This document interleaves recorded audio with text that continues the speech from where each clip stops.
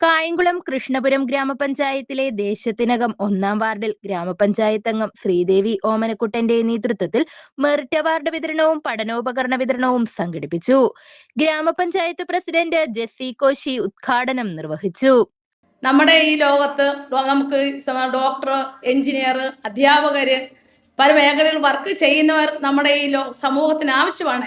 എങ്കിൽ തന്നെയും നമ്മുടെ ഈ അതിലൊക്കെ ഉപരി നമ്മളെ സമൂഹത്തിൽ നല്ലതായിട്ട് നിലനിർത്തിക്കൊണ്ട് പോവുക എന്നുള്ളതാണ് നമ്മുടെ ഏറ്റവും വലിയ കർത്തവ്യം. ഇപ്പം അറിയാം, ഈ തൂഫാൻ വന്നതോടുകൂടി കുറച്ച് എനിക്ക് തോന്നുന്നു ഒത്തിരിയേറെ മയക്കുമരുന്നിൻ്റെയൊക്കെ കുറവ് വന്നിട്ടുണ്ട്.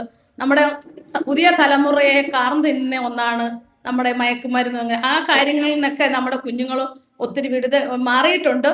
എല്ലാ കുഞ്ഞുങ്ങൾക്കും നല്ല ആശംസകൾ നേർന്നു. കൂടുതൽ ഉന്നത വിജയം നേടുവാൻ വീണ്ടും നിങ്ങൾക്ക് ചിലപ്പോൾ നമുക്കൊരു തോൽവി സംഭവിക്കേക്കാം.